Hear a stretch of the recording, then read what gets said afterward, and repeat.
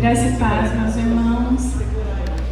Vamos tirar 5 minutinhos de oração, falar com o nosso Pai. Os irmãos fiquem à vontade, se quiser ajoelhar, baixar suas cabeças. Amém? Soberano Deus, eterno Pai, neste momento, Pai, a tua igreja se coloca diante de ti, Senhor, diante da tua presença, Pai. Reverenciamos, Senhor, o teu santo e glorioso nome, Senhor. Te agradecemos por este momento que o Senhor nos preparou, ó Deus, para juntos louvarmos e engrandecermos o teu santo nome, para juntos, ó Deus, ouvir o Senhor falar conosco. Prepara nossos corações, ó Deus, para que possamos receber a tua palavra, Senhor, com compreensão, Deus, entendimento.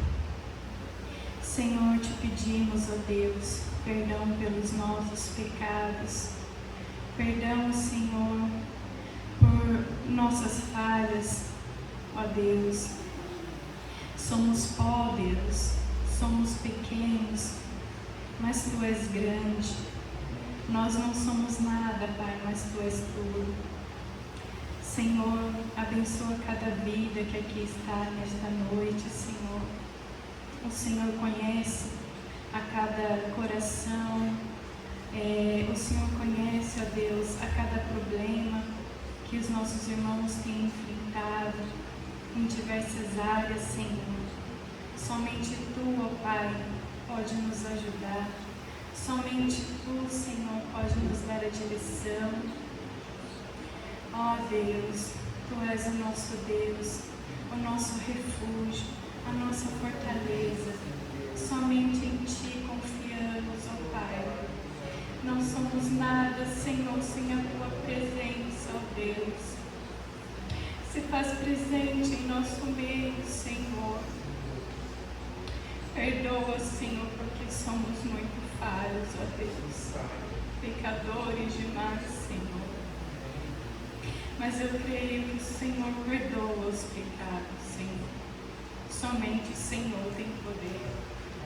E o Senhor nos olha através do teu Filho amado, Jesus Cristo.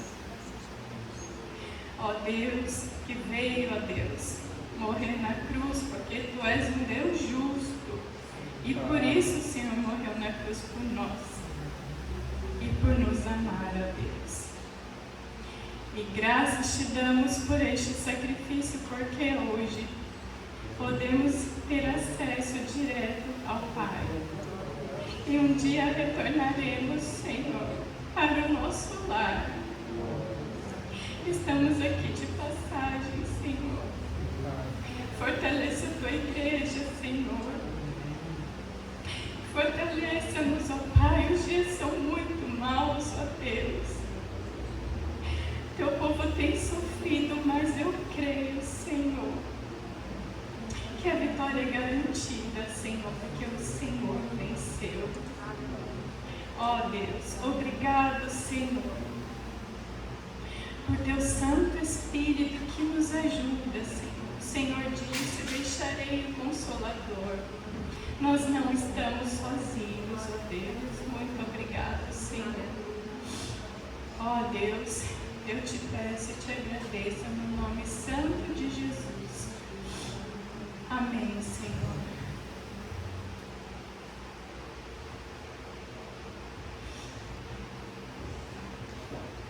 Vamos adorar o Senhor neste momento. Um primeiro cântico.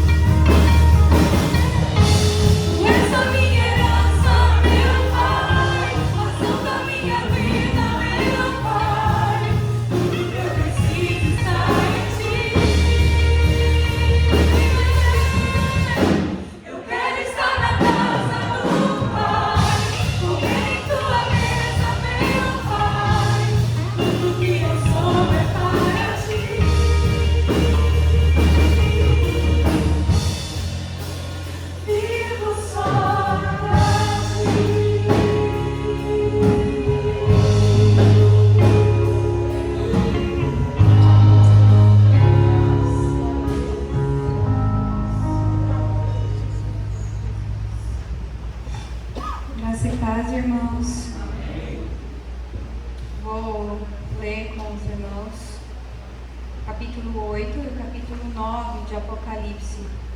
Se os irmãos quiserem me acompanhar. Quando o Cordeiro quebrou o 7º selo, houve silêncio no céu por mais ou menos meia hora. Então vi os 7 anjos que estavam de pé diante de Deus, e eles receberam 7 trombetas. Outro anjo veio com um vaso de ouro, no qual se queima incenso, e ficou de pé ao lado do altar. Ele recebeu muito incenso para juntar com as orações de todo o povo de Deus e oferecê-lo no altar de ouro que está diante do trono. E das mãos do anjo que estava diante de Deus subiu a fumaça do incenso queimado, junto com as orações do povo de Deus. Então o anjo pegou o vaso de incenso, o encheu com o fogo do altar e jogou sobre a terra. Houve trovões, estrondos, relâmpagos e um terremoto. E em seguida os 7 anjos que tinham as 7 trombetas se prepararam para tocar. O primeiro anjo tocou a sua trombeta, e foi lançada sobre a terra uma chuva de pedra e fogo misturados com sangue. E foi destruída pelo fogo a 1/3 parte da terra, das árvores e também de toda a erva verde. Depois o segundo anjo tocou a sua trombeta, e uma coisa que parecia uma grande montanha pegando fogo foi jogada no mar. A 1/3 parte do mar virou sangue. Morreu a 1/3 parte dos animais do mar, e foi destruída a terra, a 1/3 parte de todos os navios e barcos. Então o terceiro anjo tocou a sua trombeta, e uma grande estrela, queimando como uma tocha, caiu do céu sobre a 1/3 parte dos rios e sobre as fontes de águas. O nome dessa estrela é Amargura. A 1/3 parte das águas se tornou amarga, e por isso muitas pessoas morreram ao beberem daquelas águas. Aí o quarto anjo tocou a sua trombeta, e foi ferida a 1/3 parte do sol, da lua e das estrelas, de modo que perderam a 1/3 parte do seu brilho. Não houve luz durante a 1/3 parte do dia e também da noite. Depois olhei e vi uma águia que voava bem alto no céu, e ouvi a águia dizer com voz forte: Ai de vocês, ai de vocês, ai de vocês que estiverem morando na terra, quando se ouvir o som das trombetas que os outros 3 anjos vão tocar. Depois, o quinto anjo tocou a sua trombeta, e eu vi uma estrela que tinha caído do céu na terra, e ela recebeu a chave do abismo. A estrela abriu um poço do abismo, e dele saiu fumaça, como se fosse de uma grande fornalha. E o sol e o ar escureceram com a fumaça que saía do abismo. De dentro da fumaça saíram gafanhotos, que desceram sobre a terra e receberam o mesmo poder que os escorpiões têm. Foi dito aos gafanhotos que não fizessem estragos nas ervas, nem nas árvores, nem em qualquer outra planta, somente podiam ferir as pessoas que não tivessem a marca do sinete de Deus na testa. Os gafanhotos não tiveram permissão para matar essas pessoas. Eles podiam apenas torturá-las durante 5 meses. A dor que causavam nessa tortura era como a dor da picada de um escorpião. Naqueles 5 meses, as pessoas procurarão a morte, mas não a encontrarão. Vão querer morrer, mas a morte fugirá delas. Os gafanhotos pareciam cavalos prontos para a batalha. Na cabeça tinham uma coisa parecida com uma coroa de ouro, e a cara deles era como o rosto de um ser humano. Os seus cabelos eram como cabelos de mulher, e os dentes eram como dentes de leão. As suas couraças eram parecidas com couraças de ferro, e o barulho das suas asas era como o barulho de carros puxados por muitos cavalos quando correm para a batalha. Os gafanhotos tinham rabos e ferrões como os de escorpiões, e era com os rabos que tinham o poder de ferir as pessoas por 5 meses. Eles tinham um rei que os governava, que era o anjo que toma conta do abismo. O seu nome em hebraico é Abaddon, e em grego é Apolião. Isso quer dizer o destruidor. O primeiro ai já passou. Depois disso, 2 outros ais devem vir ainda. Então o sexto anjo tocou a sua trombeta, e eu ouvi uma voz que vinha dos 4 cantos do altar de ouro que está diante de Deus. E ao sexto anjo, que tinha nas mãos a trombeta, a voz disse: solte os 4 anjos que estão amarrados perto do grande rio Eufrates. Os 4 anjos foram soltos. Eles estavam preparados para essa hora, dia, mês e ano, a fim de matar a terça parte da humanidade. E me foi dito que os soldados a cavalo eram 200 milhões. Na minha visão, vi os cavalos e os seus cavaleiros. Os cavaleiros tinham no peito couraças vermelhas como fogo, azuis como safira e amarelas como enxofre. A cabeça dos cavalos era como cabeça de leão, e da boca deles saía fogo, fumaça e enxofre. A terça parte da humanidade foi morta por essas 3 pragas: o fogo, a fumaça e o enxofre, que saíam da boca dos cavalos. Pois o poder dos cavalos está na boca deles e também no rabo. O rabo parecia uma cobra, com a cabeça na ponta dele, e com ele os cavalos feriam o povo.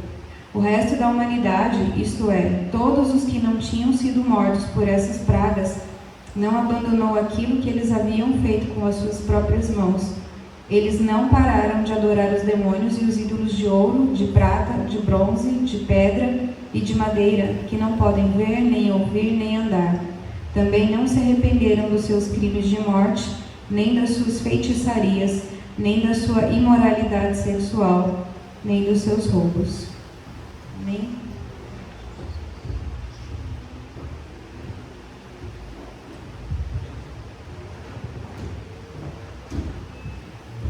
Graça e paz, irmãos, podem sentar. Vamos agora para o momento missionário do culto. E o país de hoje que nós vamos falar um pouquinho e orar é o Uzbequistão. É um país que fica na Ásia. E aqui algumas informações para os irmãos. Ali nesse país, que fica na Ásia, né, os cristãos indígenas, né, que antes eram muçulmanos, eles enfrentam um impacto da perseguição de uma forma muito forte, irmãos. Tanto nas mãos do Estado, como da família e amigos e da própria comunidade. E ali, no local onde as igrejas, né, não foram registradas, os cristãos eles enfrentam muitas vezes ataques policiais, ameaças, prisões e multas. E o Uzbequistão, irmãos, ele tem uma das ditaduras mais duras da Ásia Central, que faz tudo para permanecer no poder. E ali todas as formas de oposição e desvio das normas ali são atacadas. O cristianismo, por exemplo. E vamos orar para que haja mudança nesse país em relação à aceitação ao cristianismo, de acordo com a vontade do nosso Senhor. Também vamos orar pelos cristãos, irmãos, ex-muçulmanos, que geralmente eles ficam isolados por causa da nova fé. Ou seja, que antes eram muçulmanos, o Senhor Jesus abriu seus olhos e agora reconhecem o Senhor. Eles enfrentam medo e pressão, né, por saberem que se a família descobrir a fé nova deles, né, isso significa ridicularização, perseguição e até mesmo a morte. E nós também temos que agradecer, porque Deus é maravilhoso, Ele cuida dos seus filhos em todo o mundo, e por mais que nós temos esse privilégio e esse dever de orar pelos nossos irmãos, muitas vezes somos negligentes, né? Mas Deus não depende de nós e não depende, né, de nós para agir no mundo, para cuidar dos seus filhos. Graças a Deus por isso. Mas nós estamos aqui tendo essa oportunidade, temos esse dever de orar pelos nossos irmãos. Mas vamos louvar a Deus, agradecê-lo, porque Ele cuida dos seus filhos de uma forma que a gente não entende. A gente vê a perseguição e não entendemos como que o amor de Deus trabalha no meio disso tudo, como que a paz transborda o coração desses irmãos. Mas Deus é Deus e Ele cuida. Amém? Então, vamos fechar os nossos olhos nesse momento, vamos orar. Vamos orar juntos. Senhor, obrigada por este momento. Obrigada porque Tu és o nosso Senhor, Tu és o nosso Deus, Tu és o Rei dos Reis. E nós queremos colocar diante de Ti, Senhor, esse país, o Uzbequistão.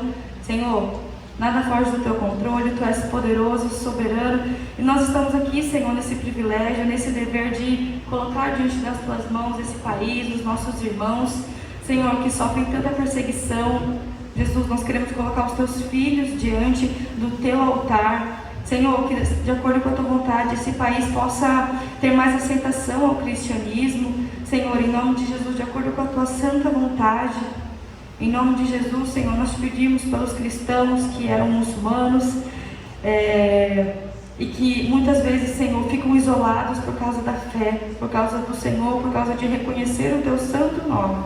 Eles também, Senhor, eles enfrentam pressão, medo, Senhor, por saber que se a família descobrir, eles vão sofrer perseguição, serem ridicularizados, Senhor, e até morrerem por causa do teu nome. Senhor, visita cada coração ferido, contrito, confuso, Senhor, que possa estar passando por alguma situação agora. Senhor Jesus, visita os teus filhos, conforta-os, Senhor, com o teu amor, com a tua paz, e que eles possam, Senhor, continuar pregando a tua palavra, espalhando a tua glória. Senhor Deus, dê a eles, Senhor, força, coragem, em nome de Jesus, e nos capacite aqui, Senhor, para orar pelos nossos irmãos. Por favor, nos ajude a não sermos negligentes, para a honra e glória do teu nome, Senhor. E nós te pedimos por esse país, Senhor, pelos teus filhos, pelos missionários que estão lá. Senhor, encha cada um, Senhor, com força, com coragem, que não venham a desanimar, mas que o foco possa estar em glorificar o Senhor, que eles não venham olhar para as circunstâncias, mas que eles possam ficar firmes. Nós queremos que o Senhor age de forma maravilhosa, e há testemunho, Senhor, de cristãos maravilhosos. O Senhor é o Deus Todo-Poderoso que cuida dos teus filhos, Senhor, de forma que nós não entendemos, mas nós te louvamos e te agradecemos, porque tu és o Deus acima de todos os deuses. Só o Senhor é Deus. Tu és o único digno de receber toda a honra, toda a glória. Perdoa os nossos pecados, Senhor. Obrigada por esse momento, em nome de Jesus. Amém. Amém, irmãos.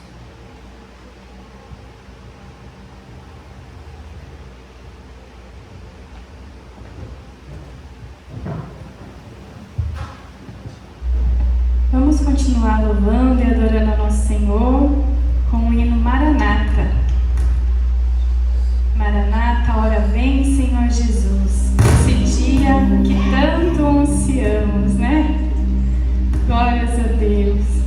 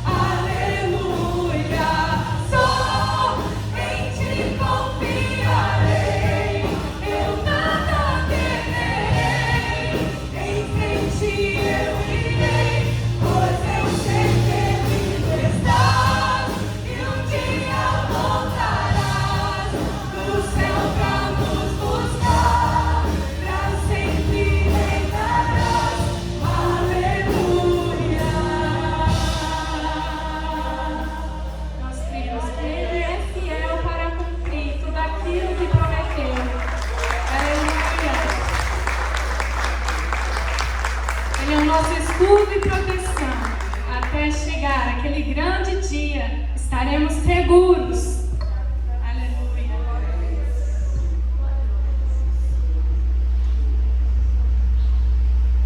Os irmãos que estiverem preparados podem contribuir com seus dízimos e ofertas.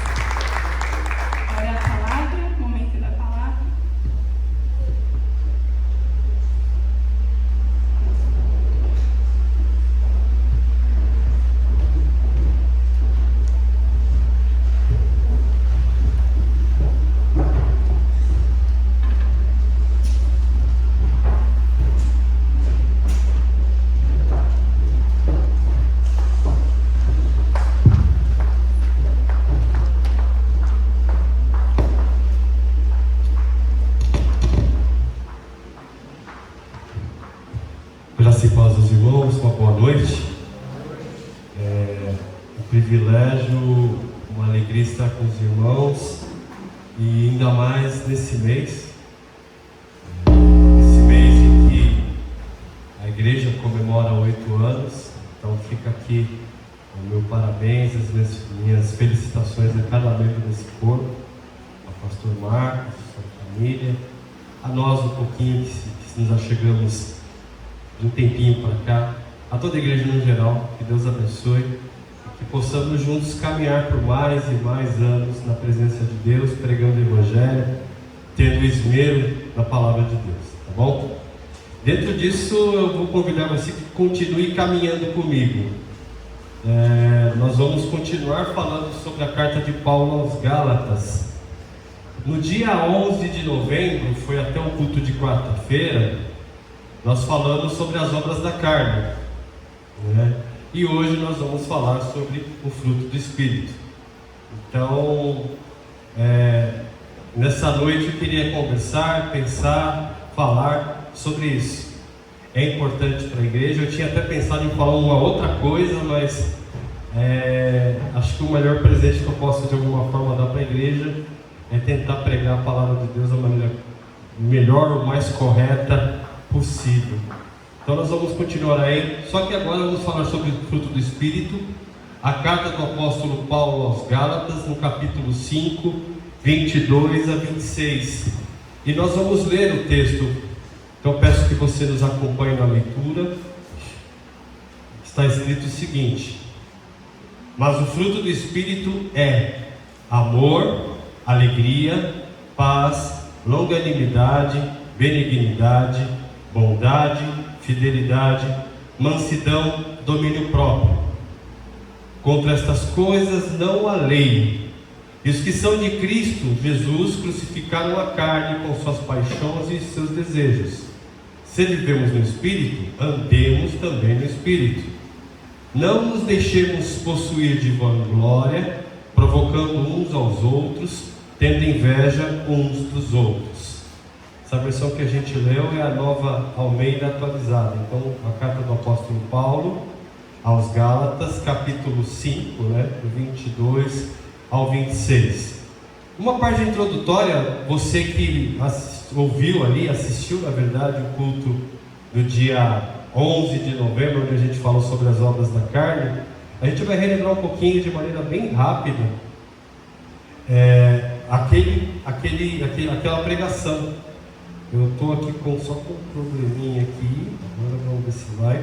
A gente vai lembrar aquela pregação, fazer um esboço, um repeteco bem rápido daquilo que a gente falou lá. E até recomendo, se você achar assim interessante, você pode estar visitando o canal do YouTube da igreja, indo lá no dia 11 de novembro e está dando uma olhada no culto lá, aí fazendo aqui os youtubers, né? Dê o seu joinha, dê o seu like, compartilhe. Mas pelo menos passe lá e olhe, né? Dá uma olhadinha lá, que talvez faz parte. Isso aqui está incutido naquele contexto. Nesse capítulo 5, do verso 16 ao 21, foi a parte que a gente falou sobre as obras da carne. E no verso 16, Paulo exorta a igreja da Galácia a viver no Espírito. E por que viver no Espírito? Para não satisfazer os desejos da carne. Esse é o verso 16. Se a gente se lembra bem, no verso 15, Paulo fala o seguinte: olha, vocês estão aí se mordendo, estão se devorando, cuidado para que vocês não se destruam mutuamente. No capítulo 3, verso 3, ele também tinha dado um toque: olha, cuidado para não começar no Espírito e terminar na carne. Por quê? Entre tantos problemas que os gálatas tinham com a heresia lá dos judaizantes, eles também literalmente estavam saindo na mão. Estava havendo briga ali, estava havendo facção, estava havendo dissensão, estava havendo talvez ali uma daquelas coisas assim: eu sou de Paulo, não, eu sou lá do apóstolo tal que veio por causa de Tiago, não, eu acho que a gente tem que seguir a lei junto com o Evangelho, e havia outros, não, é somente o Evangelho. Então essa divergência de opiniões estava acabando ali, trazendo divisão, dissensão. Eles estavam brigando. Por isso que no verso 16, Após o verso 15, Paulo alertar: olha, vocês estão se destruindo, estão se mordendo e se devorando. No verso 16 ele fala: olha, andem no Espírito, vivam no Espírito. Se vocês viverem no Espírito, vocês não vão satisfazer o desejo da carne. E o que é viver no Espírito? É se submeter a Ele, se submeter ao senhorio dEle, se submeter à vontade dEle em todos os sentidos. No verso 17, Paulo nos informa, né, a luta da carne contra o Espírito e vice-versa. Ou seja, no cristão, no servo de Deus, no homem de Deus regenerado, existe sim uma luta. A luta da velha natureza, a luta da carne, do velho homem contra o Espírito. Ambos são incompatíveis. Ambos em nenhum momento há trégua entre o Espírito e a carne. No crente verdadeiro existe esse conflito, existe essa guerra. Então assim, por isso que muitas vezes você peca, por isso que muitas vezes você erra e você puxa a vida, pensa: mas por que eu sou assim? É esse conflito, é a carne tentando manifestar, recuperar o trono, recuperar o domínio da sua vida. O lado bom dessa notícia é que, se você está se entristecendo por causa dessa manifestação, digamos assim, é um bom sinal. É o Espírito, digamos, que contra-atacando a sua carne e levando você ao arrependimento, e levando você a buscar ao Senhor, e levando você a buscar ao Senhor. Verso 18, a vida do Espírito nos livra do domínio da lei. Ou seja, só existe uma forma de servirmos ao Senhor, que é no Espírito, se sujeitando ao Espírito de Deus, ao Espírito Santo. Fatalmente nos sujeitamos à Trindade, Pai, Filho e Espírito Santo. Não dá para servir a Deus pelo poder da lei, não dá para servir a Deus pelo poder da carne. E parece que os Gálatas estavam titubeando entre isso.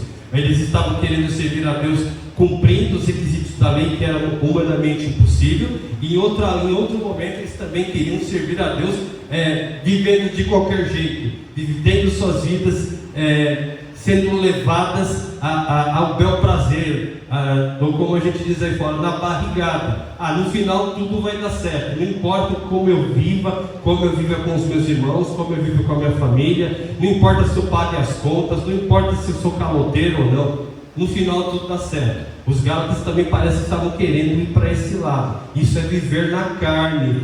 Aqueles que vivem no Espírito não satisfazem os desejos da carne. É isso que Paulo fala.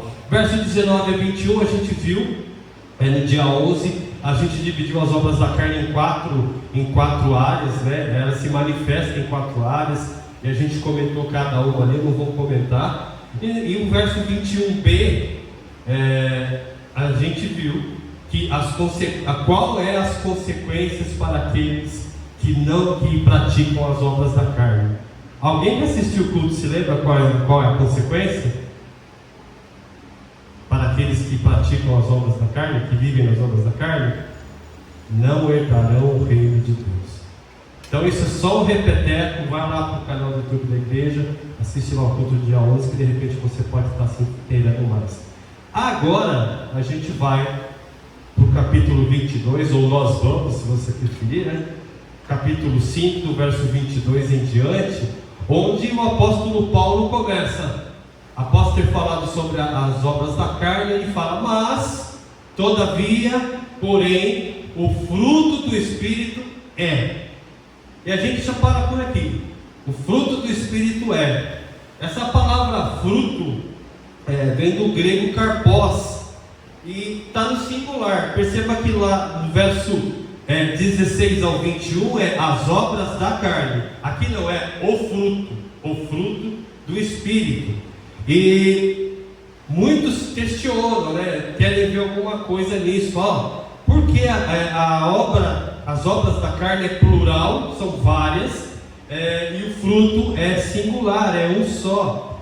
Se você se lembra, se você assistiu ao culto, você viu que as obras da carne elas se manifestam em várias áreas da vida, né? No relacionamento entre as pessoas, se manifesta na nossa adoração a Deus, se manifesta no convívio entre nós mesmos. Então eu percebo que muitas pessoas querem ver alguma coisa de especial em Paulo fazer essa diferenciação de obras e fruto. mas na verdade, se houvesse algum segredo, alguma coisa significativa nessa questão do singular plural, Paulo não deixaria escondido, ele simplesmente falaria e explicaria. Nessa questão do fruto do Espírito, o que ele está querendo dizer? Ele está querendo dizer que esse fruto do Espírito, é uma obra que resulta na vida de todo crente.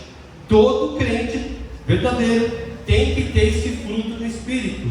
E esse fruto do Espírito se manifesta das mais variadas maneiras, nas mais variadas áreas. A lição que Paulo quer dar quando ele começa, olha, mas o fruto do Espírito é que o fruto do Espírito ele se manifesta no caráter cristão.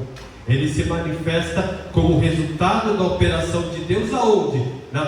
No nosso caráter, na nossa personalidade.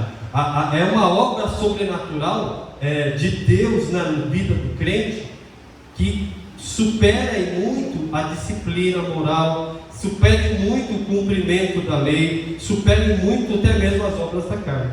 Então o que é esse fruto no Espírito?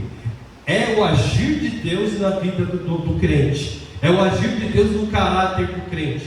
O crente tem esse fruto. Não há um crente sequer que não tenha o fruto do Espírito. Aí você vai poder perguntar, né? Poxa vida, mas já que é o fruto, nasce todos esses itens de uma vez?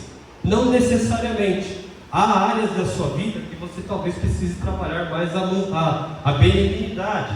Há áreas da sua vida que você, de repente, digamos, se é que eu posso dizer assim, você tem ali uma fidelidade alta, mas de repente a mansidão sua é meio estranha, você é um cara pavio curto. É áreas que você tem que trabalhar, que você tem que fazer como Paulo fala no verso 16: vivam no Espírito, e vocês não vão satisfazer os desejos da carne. Então, basicamente, esse fruto do Espírito é obra de Deus na vida do crente. Você não consegue comprar na prateleira do mercado, você não consegue produzir isso. É obra de Deus na vida do crente. É algo que molda o caráter do crente, é algo que nasce na vida do crente como resultado do Espírito. E assim, você tem que se sujeitar ao Espírito de Deus, ao Espírito Santo, andar no Espírito Santo, viver no Espírito Santo, para que esses frutos cada vez mais se desenvolvam na sua vida. E aí Paulo continua, mas o fruto do Espírito é o amor, a alegria, a paz, a longanimidade, a benignidade, a bondade, fidelidade, mansidão, domínio próprio. Nós vamos, no dia 11 a gente dividiu lá as obras da carne, que eram 15 itens em 4 grupos. Aqui a gente não vai dividir em grupo nenhum. A gente vai fazendo aí ponto a ponto, item a item. Na verdade totalizam aí 9 itens, tá bom? Então o primeiro deles, olha lá em cima, amarelinho, é o amor. Primeiro, quando eu falo frutos, eu imagino, talvez seja até uma imagem meio errada, mas vamos lá. Eu imagino uma mexerica com vários gomos, né? Então o fruto do Espírito, acho que é João 15,5, aquele que está ligado na videira produz fruto. Eu imagino isso. E digamos que dessa mexerica chamada fruto do Espírito, o primeiro gomo aí é o amor. E esse amor é um termo usado que descreve o quê? Que amor é esse? Descreve uma disposição favorável em relação ao outro, ao próximo. Quem é o seu próximo? A pessoa que muitas vezes está no seu lado da igreja, mas também a pessoa que trabalha com você lá fora, o seu esposo, a sua esposa, o seu filho. Esses são os seus próximos. O amor ágape, é o amor que demonstra uma disposição favorável em relação aos outros. Só que não é aquele amor cantado em música, né? Não é aquele amor de cinema de Hollywood. Por quê? Esse amor, se necessário for, chega ao ponto de sacrifício. E quando a gente fala no amor que chega ao ponto de sacrifício, você lembra de quem? Grilo. Você lembra de Jesus Cristo, que nos amou de tal maneira que o que ele fez? Deu a vida por nós. Esse é o amor do Espírito. É o amor que, se necessário for, chega às raias do sacrifício. Efésios 5, quando fala do relacionamento de marido e mulher, compara do relacionamento com Cristo e a igreja, é a mesma pegada. O Cristo se sacrificou pela igreja. Maridos, né, sacrifiquem-se pelas suas esposas. É a mesma coisa. O amor é a forma como a fé verdadeira se expressa. Se eu falo que tenho fé, mas a minha vida não há essa partícula do amor, tem alguma coisa errada. Por quê? O amor verdadeiro é a expressão de uma fé verdadeira. Gálatas 5:6. E na verdade, por que Paulo fala isso para os Gálatas? Vocês precisam ter amor uns pelos outros. E não é o amor, né, da palavra, é o amor ação. É o amor de fazer, é o amor de deixar o erro e abraçar o que é correto. É o amor de parar de morder e estapear o seu irmão e ajudá-lo, apoiá-lo e ser apoiado por ele. Porque os Gálatas, eles estavam precisando crescer nessa virtude.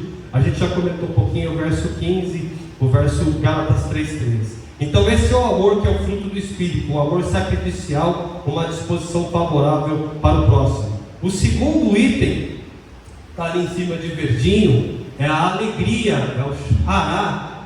É basicamente a doce satisfação que existe em quem tem os anseios realizados. Esse conceito, né, é a satisfação que existe em quem tem os anseios realizados. Se lembra que a inveja é uma obra da carne. Então o invejoso é um cara, uma pessoa que é carente da alegria, porque ele se sente frustrado por não ter o que é do outro. Então ele não consegue ser alegre. Então ele carece dessa satisfação. Aquele que tem o fruto do Espírito, o cristão, ele tem essa alegria, ele tem essa felicidade de ter os seus anseios realizados. Mas quais são esses anseios? De repente, a gente vê mesmo pela vida do próprio apóstolo Paulo, e aqui o Bruno está pregando Filipenses, né? Filipenses é a carta da alegria, porque, se eu não me engano, o número é esse, lá tem, em 18 momentos aparece a palavra alegria. Por quê?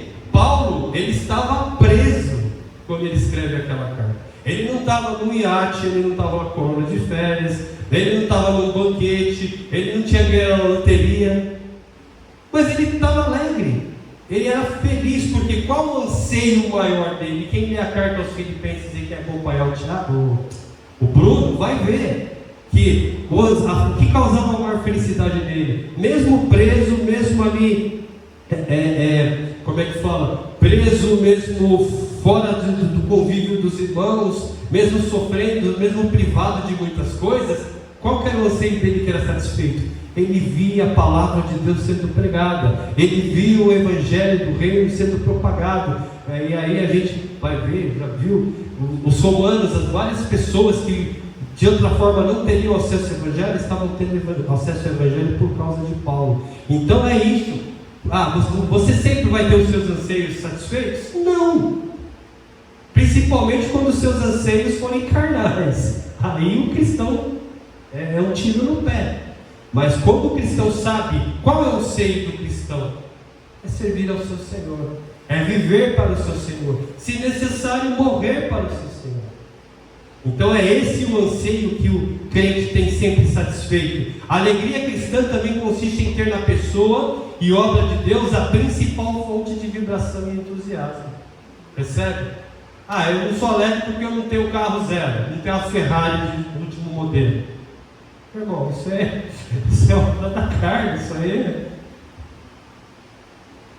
Eu não sou feliz porque eu não tenho isso, não tenho aquilo. Cuidado, você pode ser invejoso. Mas olha, eu estou feliz porque a cada dia mais eu sinto o Senhor falar comigo. Eu estou feliz porque, apesar de ter assim, ali só um pratinho de farinha de mandioca para comer, mas eu sinto Deus perto de mim. Opa, esse aí tem um fruto do Espírito na sua vida.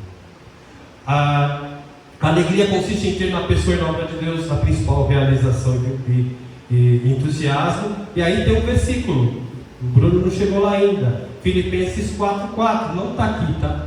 Não coloquei. Filipenses 4:4. Alegrem-se sempre no Senhor. Outra vez digo, alegrem-se.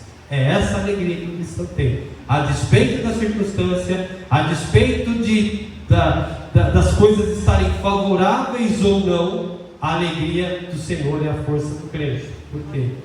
O crente, ele está aqui, mas não é daqui. Os valores dele são outros. Quando a gente dá muito valor para o que está aqui e esquece do que há por vir em Cristo Jesus, alguma coisa está errada. Vamos lá. O terceiro item da nossa lista do fruto do Espírito é a paz. É o irene. Esse conceito de paz, ele contrasta com as 8 obras da carne mencionadas nos versos 20 e 21. A gente não leu o versículo 20 e 21, mas depois da sua Bíblia dá uma descidinha aí e lê. Essa paz é considerada no seu aspecto interior. É serenidade mental. Aí Filipenses 4:7. Exteriormente ela se expressa em harmonia entre as pessoas e ausência de desordem. Essa paz aqui é aquele termo hebraico, shalom. Não é simplesmente uma ausência de distúrbio. Vai além disso. A paz que o cristão pode ter aqui vai ser completada quando ele estiver diante do seu Deus na eternidade. Ali é o shalom, é o shalomzão completo de Deus. A ausência de desordem, a ausência de distúrbio é a paz completa interior. Quem pode produzir isso? O homem, se a gente olhar um pouquinho para a história, assim, eu tenho, de um tempo para cá, despertado interesse muito por duas coisas. Coisas de astronomia e coisas de história das guerras passadas. Então, assim, se você olhar para as guerras, os absurdos que foram feitos nas batalhas, em campos de concentração, de prisioneiros, essas coisas, por que aquilo acontece? Em nome da paz. O homem buscando a paz pelo poder da sua carne, da sua mente, é aquilo que dá 2 guerras mundiais, fora outras guerras menores. Mas a paz que Deus dá é a despeito das guerras, é a despeito do próprio homem. É a paz do Senhor, é o shalom, é o eirene que Deus tem para a vida do crente. Você tem essa paz a despeito das circunstâncias? Não tem. Viva no Espírito.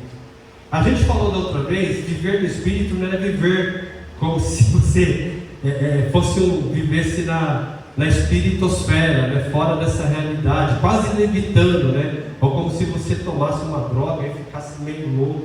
Não é isso. É viver nesse mundo, é andar entre os homens, é ser luz, é ser sal. E a despeito de todas as coisas, do calo está doendo no pé, de repente o armário está mais vazio do que o normal, você ter paz e confiança. Por quê? O seu valor não é deste mundo. Você não é deste mundo. O fruto do Espírito é amor, alegria e paz. As coisas que o homem mais busca, mais fala, mais prega, o homem natural, o homem sem Cristo, e ele não consegue.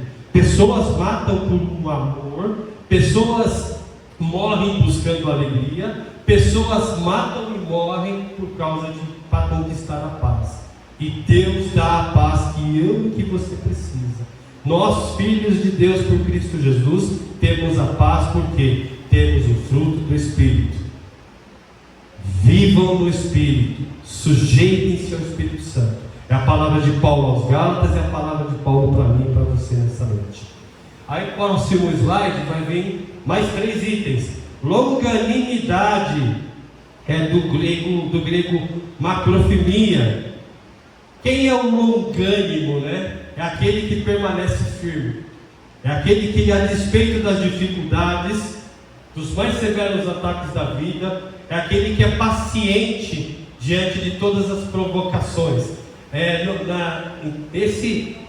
Essa longanimidade, ela lembra muito um termo corporativo que a gente vê nas indústrias aí, que é a resiliência, a capacidade que você tem de suportar as dificuldades, os problemas e dar a volta por cima. É a versão moderna, digamos, da longanimidade bíblica. Percebam, longo de de ânimo, que é o longânimo, que vem a longanimidade, é aquele que permanece firme, que persevera, mesmo diante dos mais severos ataques. Aí um exemplo só, uma pessoa longânima, uma pessoa que é paciente diante das dificuldades. Quando você olha na Bíblia no Antigo Testamento, você pode se lembrar de Jó. Aí, se você não leu, leia o livro de Jó, que é muito legal. O top em longanimidade, quem é? Jesus Cristo.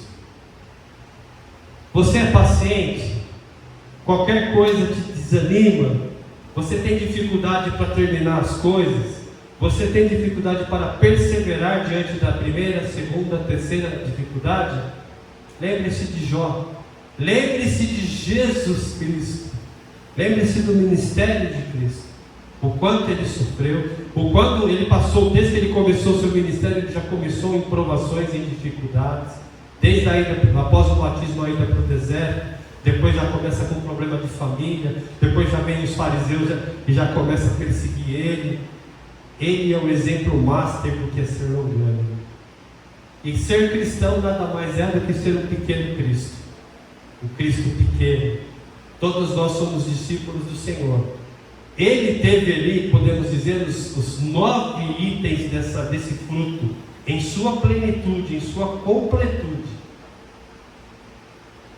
Nós, enquanto aqui estivermos, temos que nos sujeitar e andar no Espírito, para que possamos estar cada vez mais com esse fruto amadurecido, bonito, formoso na nossa vida. Quando estaremos completos? Na glória. Quinto traço do homem que vive no Espírito é a benignidade, que é o Christotes. Esse termo ele descreve a pessoa que se caracteriza pela simpatia e a gentileza. É uma pessoa gentil, é uma pessoa dócil para com os outros. Esse termo benignidade, a mim, que está pequenininho talvez, é o marronzinho ali que está amabilidade, o símbolo de amabilidade. Benignidade, amabilidade é a mesma coisa. Também pode ser traduzida por amabilidade, ou seja, quem é benigno ou amável até fica mais fácil de entender, tem a postura de que trata os outros de maneira dócil e livre de asperezas. Como é que você é no tratamento com as pessoas, né? Como é que você trata as pessoas? Você é cordial, você é educado, você é polido? Ou a gente tinha uma pessoa que trabalhava com a gente que a gente falava que se caísse de 4 não levantava mais, saía cavalgando, porque o cara, para te dar bom dia, ele já te dava uma patada. Então, não é um crente, tá bom? Isso é até de se esperar de alguém, de um não cristão. Mas e de um crente, como é que funciona isso? Você é benigno, você é uma pessoa educada, você é bom, você é dócil, você causa empatia. Empatia é o contrário de antipatia. O Renato é antipático. Não, o Renato é empático. Poxa, ele é gente fina, ele é gente boa. Não sei se é isso, mas vamos lá. Próximo item é a bondade, que é o item ali, o verdinho claro. Isso, obrigado, você é fantástico, mano. Vamos lá, bondade, que é o agatocine. Bondade e benignidade são muito parecidas. São muito parecidas esses dois itens. Qual que é a diferença? A benignidade é mais uma disposição da pessoa. É mais uma postura da pessoa. Enquanto a bondade, ela é mais a ação. A pessoa benigna, que é dócil, que é amável, que é polida, ela é benigna. Quando ela vai ser boa? Quando ela começa a demonstrar isso através do fazer.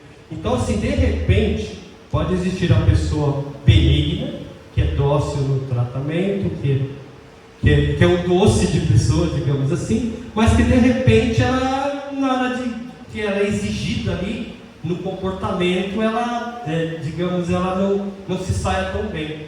O que é desejável? Que o cristão seja tanto benigno como bondoso, ou seja, que ele trate bem as pessoas, que ele seja um exemplo de cordialidade, digamos assim, mas que também na hora do fazer ele mete a mão e vai para cima. Na hora de ajudar ele, de fazer o bem ao próximo, do amar ao próximo, ele também ame o seu próximo, tá bom? Então benignidade e bondade estão ali meio que ligadas, e é desejável que as duas existam na vida do crente. Se você tem dificuldade em uma, sujeite-se ao Espírito, viva no Espírito, ouça o Espírito. Aquele que vive, sujeita, anda no Espírito, como que ele faz isso? Ele nega a sua própria carne.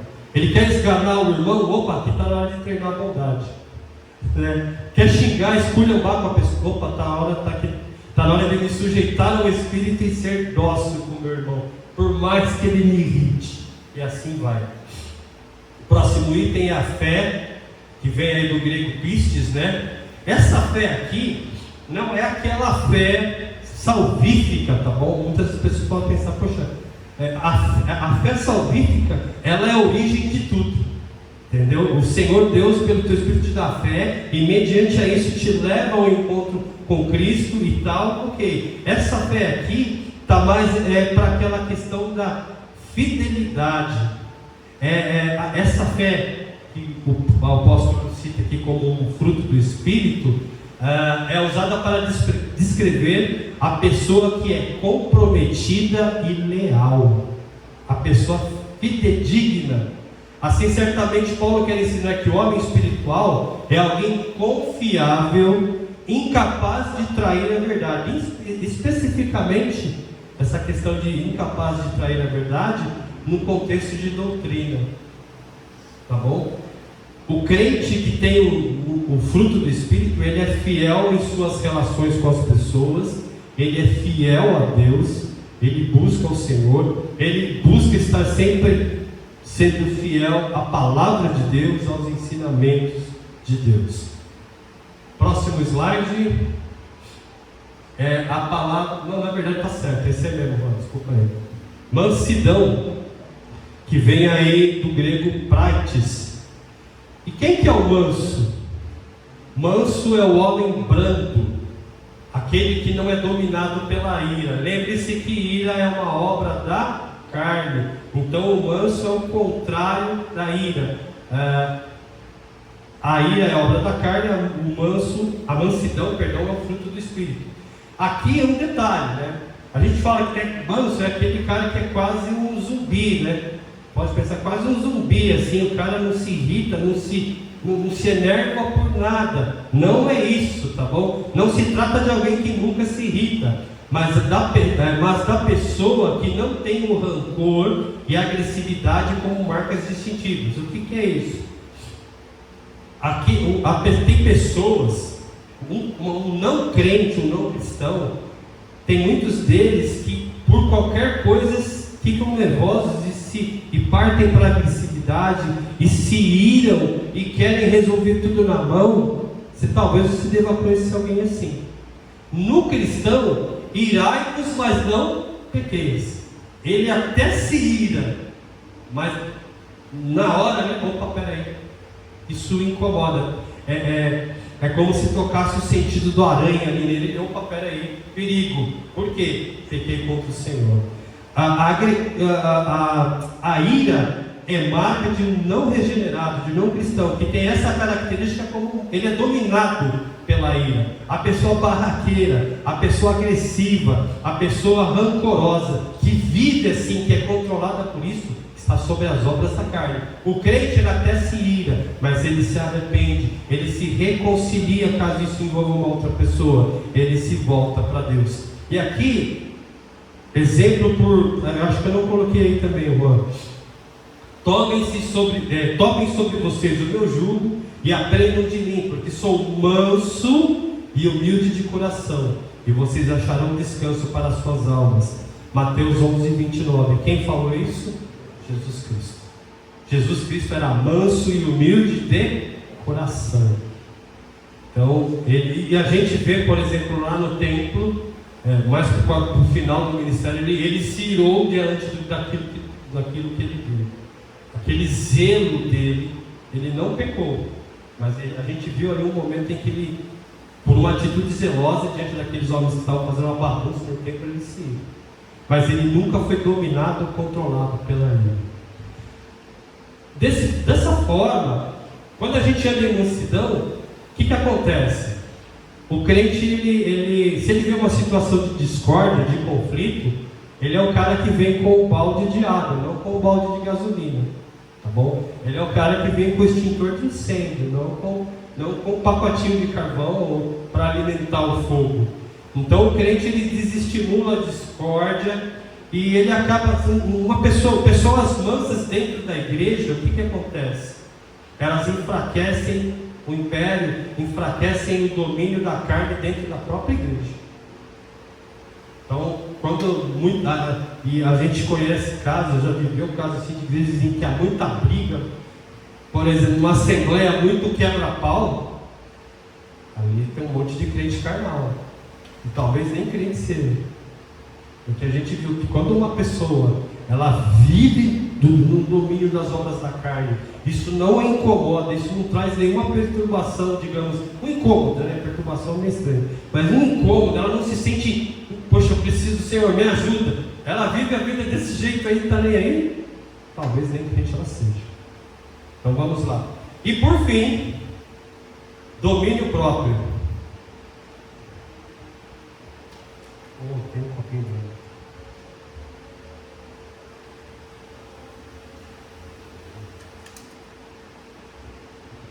O apóstolo Paulo, ele coloca fim à sua lista, né? Com esse item, que vem do grego aí, egikrateia, que é o domínio próprio. E o que nada mais, nada menos é isso? Domínio próprio é a pessoa, é o controle das suas inclinações naturais. Literalmente a palavra aponta para o ato de agarrar ou segurar o eu. O eu, né, o ego, a sua vontade, a sua carne. Como é que é?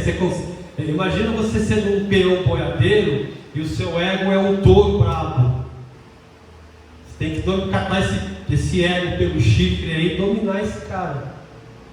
Como que a gente faz isso? Muitas pessoas tentam fazer isso pelo poder da sua força, cumprindo regras, cumprindo regulamentos, obedecendo cartilhas. No início talvez ela até consiga, mas não sei até onde vai isso não. Como que a gente domina esse boi bravo aí? Do ego, do eu. Sujeitem-se ao Espírito, vivam no Espírito.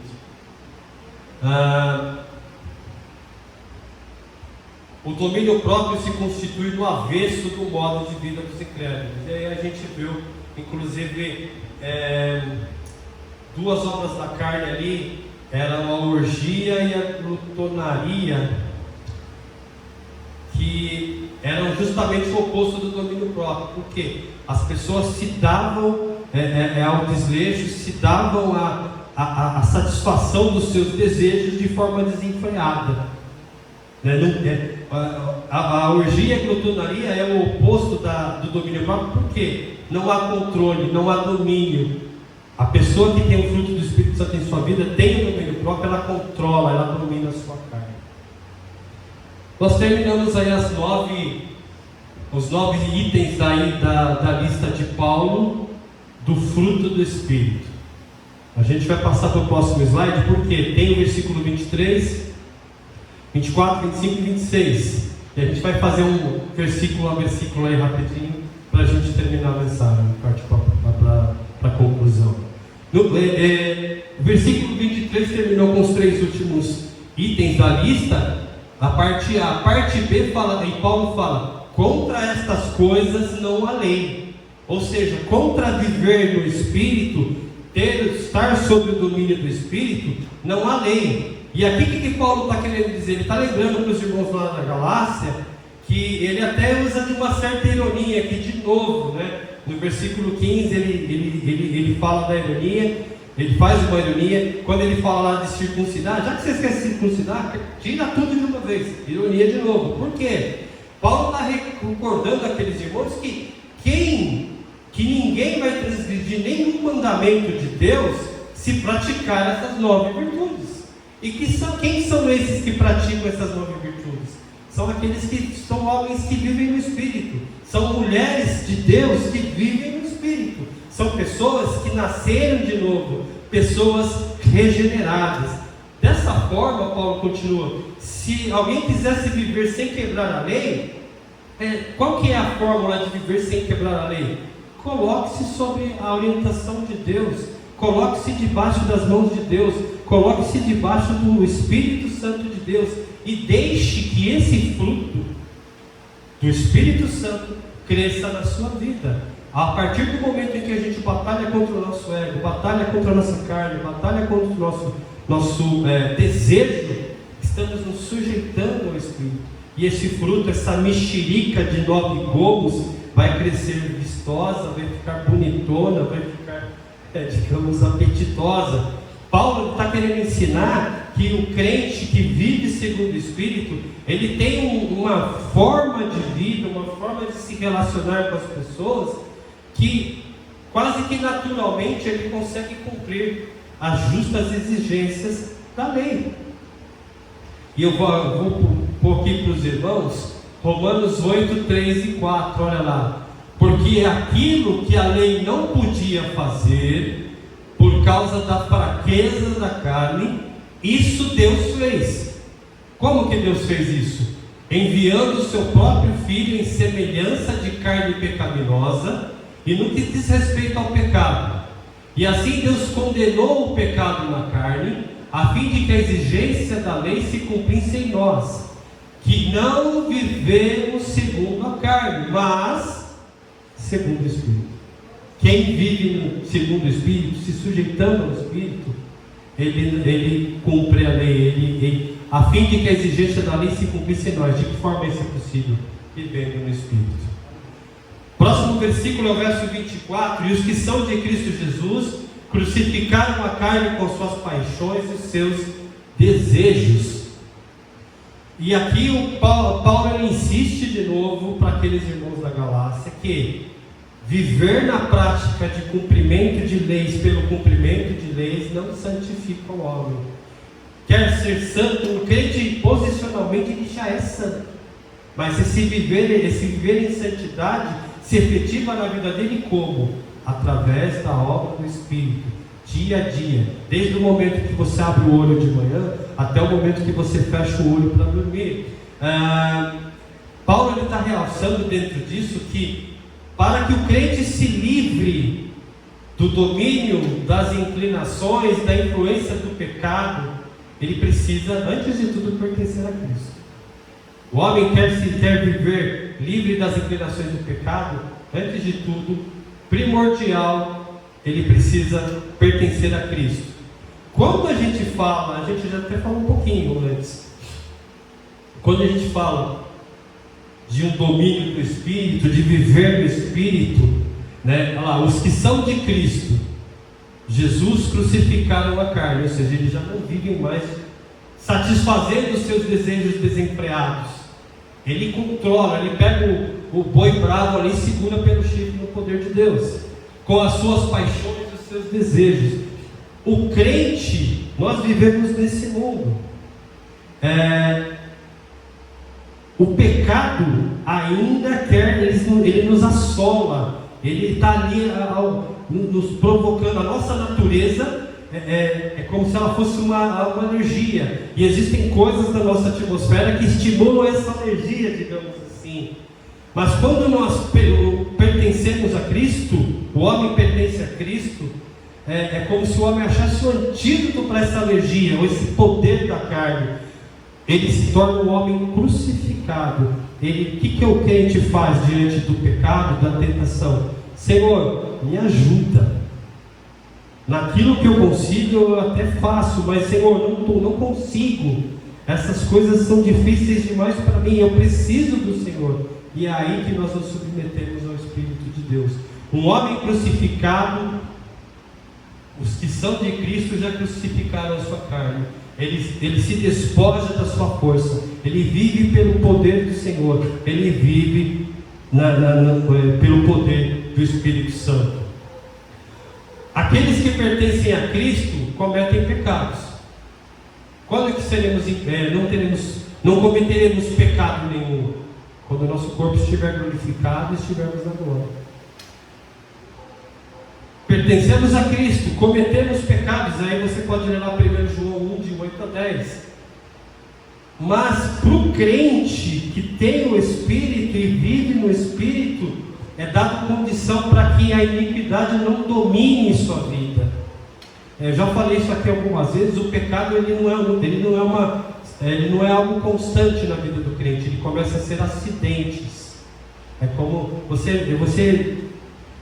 como eu posso dizer? Você bate o carro todo dia? Você amassa um paralama todo dia? Isso é uma coisa uma vez ou outra.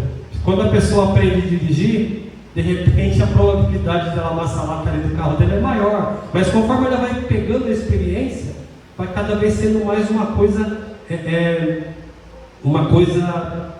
espaçada. Me fugiu a palavra agora. Uma coisa assim que não acontece todo o tempo. Na vida do crente é a mesma coisa. O pecado, viver sob o domínio do pecado, crente pecando a todo momento, em pensamento, em prática, em ação, em palavras, é viver debaixo das obras da carne. É perigo se você está assim nessa situação. Mas de repente você erra aqui, você percebe, o Espírito te incomoda. É o Espírito que nos convence do pecado, da justiça e do juízo. E você, opa, Senhor, tem misericórdia. Pequei contra o Senhor, pequei contra o meu irmão, vou lá, vamos ver se ele está com ele. Isso é viver sob o domínio do Espírito. É essa guerra que existe entre a gente. Quando que a carne está ganhando? Quando a gente não está nem aí. Quando a gente peca, isso já não faz mais diferença. Algumas pessoas chamam isso de mente cauterizada. Não sei se esse termo é correto. Quando que o Espírito está ganhando? É quando o pecado, os erros, as obras da carne são cada vez mais espaçadas, cada vez mais esporádicas. E quando acontecem, a gente se volta para o Senhor. Mais um texto, Romanos 6, de 12 a 14. Portanto, não permitam que o pecado reine em seu corpo mortal, fazendo que vocês obedeçam às suas paixões. Também não ofereçam os membros do corpo ao pecado, como instrumento de justiça, mas como pessoas que passaram da morte para a vida, ofereçam a si mesmo a Deus, e ofereçam os seus membros a Deus como instrumentos de justiça, porque o pecado não terá domínio sobre vocês, pois vocês não estão debaixo da lei, e sim da graça. Que Deus nos abençoe nesse sentido, para que possamos mais nos sujeitarmos a Deus, ao seu Espírito, do que aos nossos desejos egoístas, a nossa vontade destrutiva, a nossa natureza velha que vira e mexe, quer aparecer no palco da nossa vida.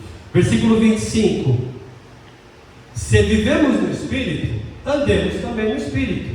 Verso 26: não nos deixemos possuir de vanglória, provocando uns aos outros, tendo inveja uns dos outros.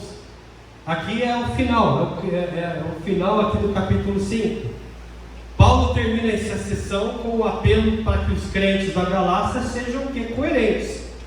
E percebam, se vivemos no Espírito, eu sou um cristão espiritual. Tem crente, né, que eu sou um crente espiritual, né? Sou um crente, tá bom, você é um crente espiritual? Viva no Espírito, ande no Espírito.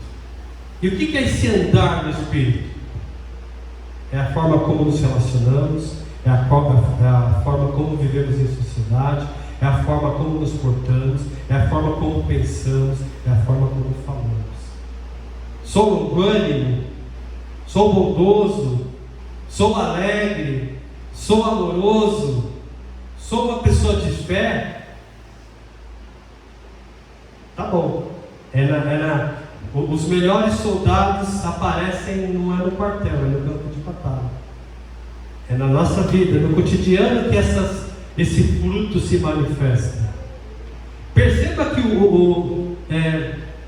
vou nem entrar nessa questão, mas aqui não tem nenhum dom. Perceba isso aqui, aqueles dons carismáticos lá, não tem língua, não tem visão, não tem nada aqui. Aqui são itens que fazem parte do caráter de um homem regenerado, homem/mulher, tá bom? Que nasceu de novo, um crente, um salvo. Se vivemos no Espírito, Gálatas, se vivemos no Espírito, resgate para a vida, ok, andemos no Espírito também.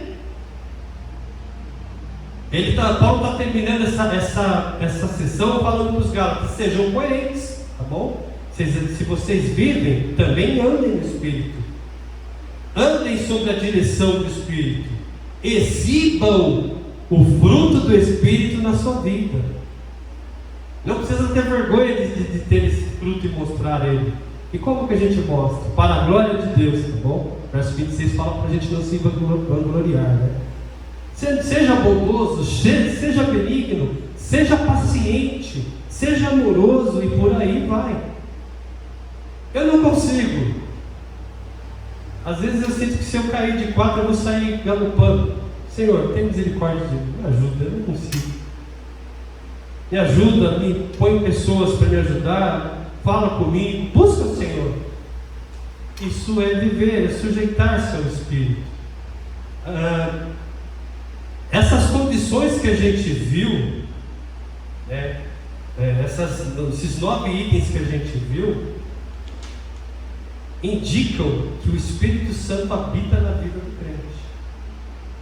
Eu não tenho, sei lá, se a gente pode, não tem nada disso na minha vida. Você pode questionar se realmente você nasceu de novo. O crente zeloso, o que resta para um crente zeloso? É submeter-se ao controle do Espírito Santo que está nele. Tá? Todo crente nascido de novo tem o Espírito dentro de si. Ele tabernacula dentro dele. O Espírito, quando passamos a pertencer a Cristo, a partir do momento que eu me encontro com Cristo, eu sou encontrado com Cristo, eu aceito Cristo, isso sendo realmente verdadeiro, a partir desse momento você já vive debaixo da esfera do Espírito, do controle do Espírito. O Espírito já, digamos, entra em você. Isso é fato, não duvide. Talvez o que falte para você seja amadurecer esse fruto. E como que se amadurece isso? Se você vive no Espírito, ande no Espírito.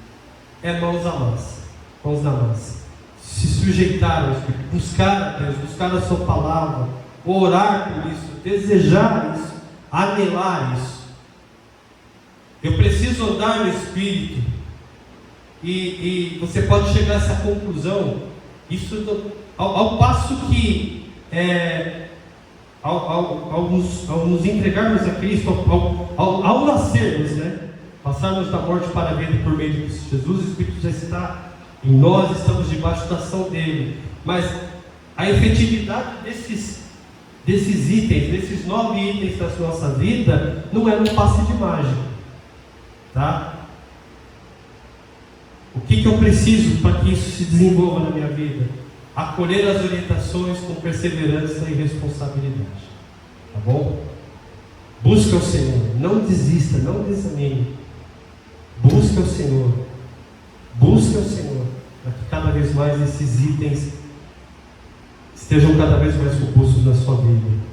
E partindo aí para o verso 26, quando Paulo fala ali, se vivemos no Espírito, andemos também no Espírito, parece que na Galácia, que é para onde Paulo escreveu essa carta, havia esse problema.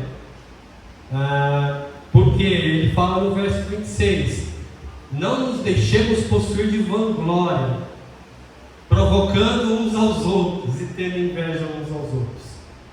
Gálatas, vocês precisam ser coerentes na vida de vocês. Vivam e andem no Espírito. Para quê? Para que vocês percebam que o verso 26 lembra ou evoca um pouco as obras da carne. Paulo de novo cutuca os caras. Se você vive no Espírito, ande no Espírito. Não seja orgulhoso, né? Não nos deixemos possuir de vanglória, a glória própria, a busca de reconhecimento, de estar à frente, de ser reconhecido, ser homenageado. Não provoque uns aos outros, facção, ira, por aí vai. E a falta de alegria ali, né? Não tenham inveja uns dos outros. Nós terminamos essa parte. Deixa eu só ler o último parágrafo aqui. Os Gálatas deveriam evitar a vanglória, que sempre é o resultado da tentativa de se justificar por obra da lei, o que leva também a comparações e provocações mútuas, trazendo por fim a inveja uns dos outros.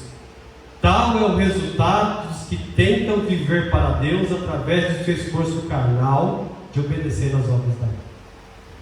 Agora sim a gente vai passar para a conclusão. Antes tem uns 3 itens ali, eu separei essa frase do Packer, que resume bem uma das questões que a gente abordou aqui.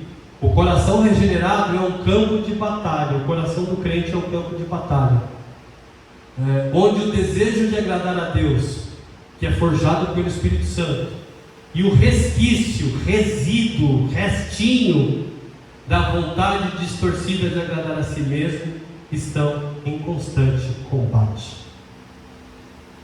Uma vez que o crente sabe dessas verdades, agora, se você nunca ouviu falar disso, você tem consciência disso agora. O que você vai fazer com isso? É os próximos itens da conclusão que a gente vai ver rapidinho. Quando Paulo escrevendo esse trecho, pode dar mais um. Obrigado, irmão. Paulo escrevendo esse trecho, ele deixa evidente para a gente que não existe a menor possibilidade de alguém vencer a carne. Quando fala carne, não é a alcatra, não é a picanha, mas é o seu desejo, sua vontade de arrebentar a cara do seu irmão. Quando você vence isso, você está sujeitando-se ao Espírito e não se sujeitando à carne, tá bom? É mediante a união com Cristo. Então só os crentes, aqueles que entregaram a sua vida ao Senhor, que são salvos, lavados e remidos pelo sangue de Cristo, podem fazer, são sujeitos a isso. E como? Pelo poder do Espírito Santo. Os não regenerados, aqueles que não são crentes, eles vivem constantemente debaixo do poder da obra da carne e do pecado. Eles pecam e nem sente, nem percebe. Por quê? Não são regenerados, não tem o Espírito ali tocando neles, convencendo eles. E logo assim eles estão debaixo da condenação. Esse item serve de um chamado para a gente se avaliar. Não estou pondo em dúvida a sua salvação, mas pense, você consegue perceber alguns itens dessa lista do fruto do Espírito na sua vida? Consegue, amém. Isso é um bom sinal. Tem uns que eu tenho mais dificuldade. Então eu não sou salvo. Não. Você precisa se sujeitar a Deus e servir mais a Deus e buscar mais a Deus para que esses itens amadureçam. De repente você vai lá para a sua casa e vê Gálatas 5, 19 a 21. 16 a 21. Lá estão as obras da carne. Poxa, eu me iro muito. Puxa vida, eu tenho uma fraqueza com comida. Como demais. Enquanto eu não como tudo e a lua, não estou satisfeito. Eu sou faccioso. É algo para se pensar. Se de repente você percebe, puxa, eu estou mais no time das obras da carne. Pense. Se volte para Cristo, entregue sua vida a Ele. Porque o crente que é de Cristo, o servo de Deus, que tem a sua união, está ligado a Cristo, o pecado não incomoda. Imagina assim, você está na sua casa, tem a sua sala. Se alguém colocar um bode na sua sala, você vai achar normal? Você vai ficar incomodado, né? No primeiro instante, vamos tirar esse bode daqui. Isso, quem colocou esse bode aqui? Pois é, o pecado é o bode na sua vida. Ele tem que te incomodar. Você tem que se desfazer desse pecado, você tem que abandoná-lo, você tem que pedir perdão, você tem que se voltar para Deus. Agora, se o Senhor, o bode é da hora, bonitinho o bode. Eu pôr o nome no bode, tem alguma coisa errada. Por isso, devemos nos avaliar pelo poder do Espírito realmente ver se há bodes, se eles estão incomodando, se não estão. Fica aqui uma primeira recomendação. A segunda, vemos também que não há como um não regenerado se justificar diante de Deus. As obras da lei não são capazes de mortificar a carne e vencê-la.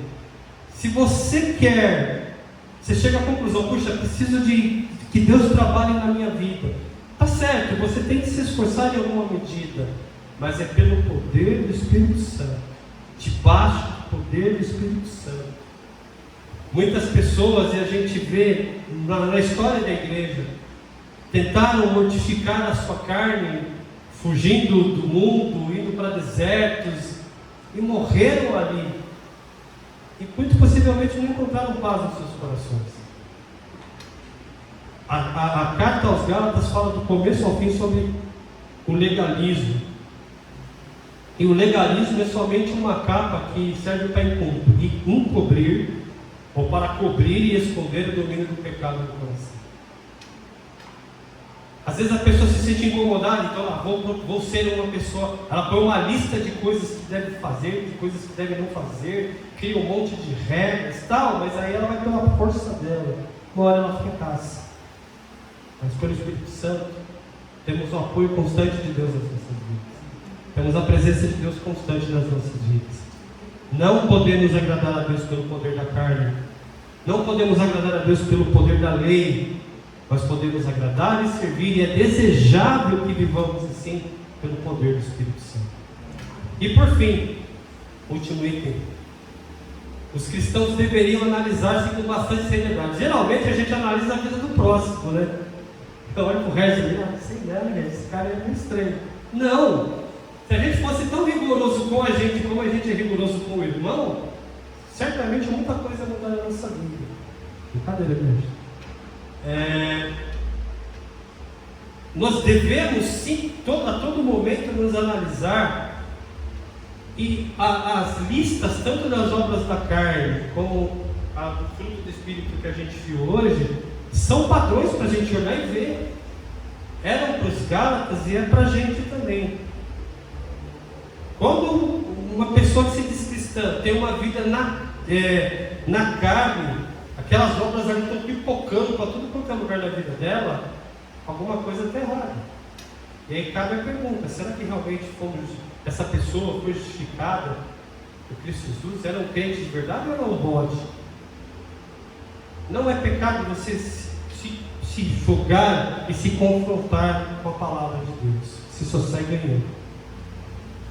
Que nesses 8 anos que estamos comemorando de Igreja Resgate, pelos próximos X anos que temos ainda nesse mundo, que nós como membros dessa igreja, nós possamos ser crentes que busquem a Deus, crentes que não meçam esforços para se sujeitarem, para andarmos e vivermos no Espírito, para que vivamos bem uns com os outros, bem com a nossa comunidade, e principalmente servindo e agradando aquilo que mais importa, que é Deus. Muito obrigado, irmãos, e que Deus os abençoe.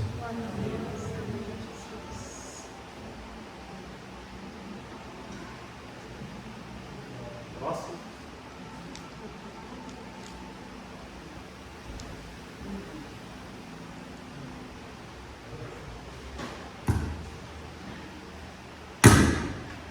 Vou tirar o conforto.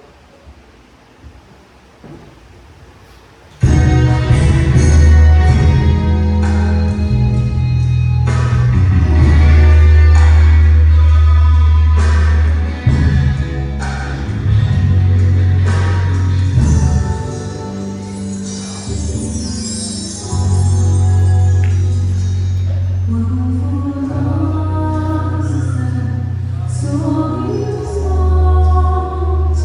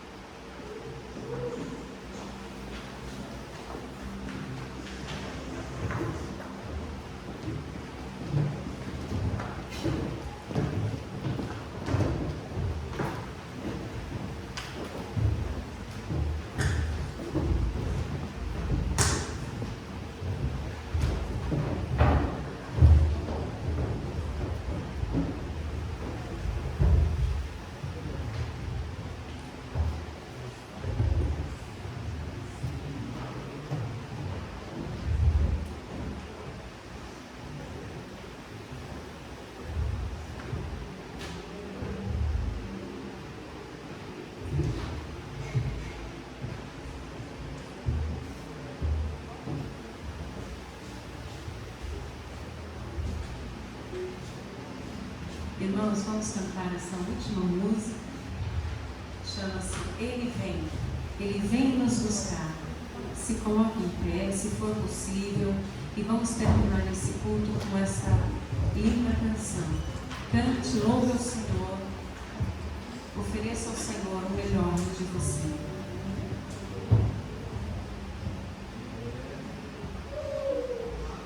Peça misericórdia ao Senhor, porque nós não temos, né? Nós não temos nada de bom para oferecer, nada de melhor.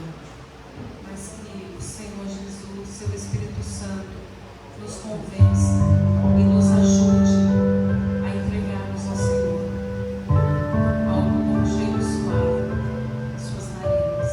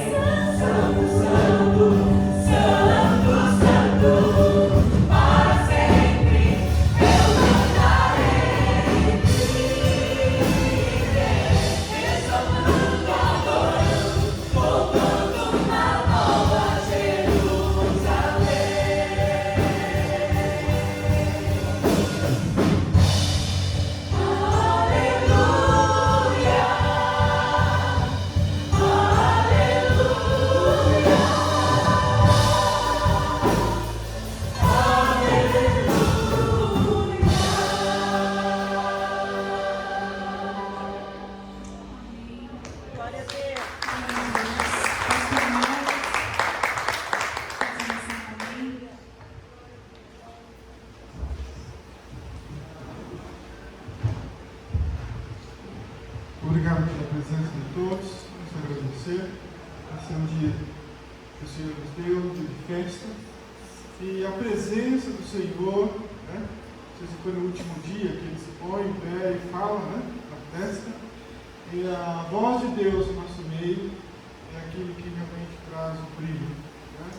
A sua obra, pelo qual tem conduzido todos esses anos. Deus abençoe a todos. Vamos orar? Pai, obrigado, Senhor, por esta noite. Graças te damos por tua palavra, te louvamos por tua presença. Ó Senhor, viemos aqui para ofertar a ti um culto racional. Queremos, ó Deus, ofertar ao Senhor as nossas vidas, a ti, ó Deus, a cada dia, a cada momento. Que este entregar, ó Pai, a cada dia mais seja sem reservas, para que o fruto do teu Espírito possa, Pai, agir em nós de forma extraordinária. Salva-nos, Senhor, perdoa a nossa incredulidade, livra-nos, Senhor, de todo mal, nos dê força, Senhor, não nos deixe cair em tentação, pois teu reino, teu poder, tu é agora para sempre. Amém. Que o amor de Deus, Pai, a graça de nosso Senhor e Salvador Jesus Cristo e a comunhão do Espírito Santo seja com todos, hoje, amanhã e sempre. Todos podem dizer amém? Amém. Amém. Deus abençoe.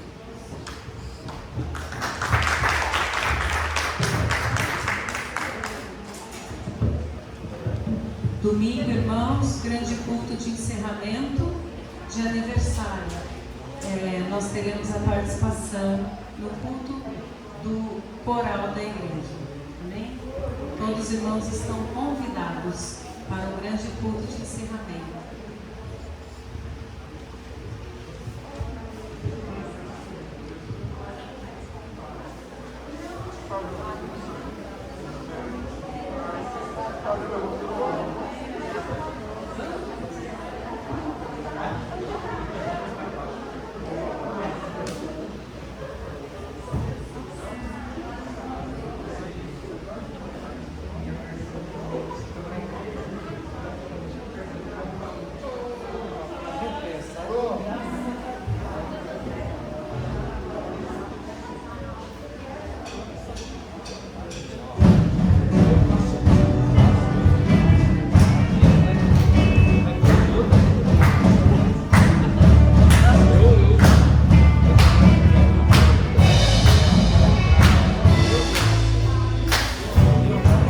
Tua palavra reina sobre todas as nações.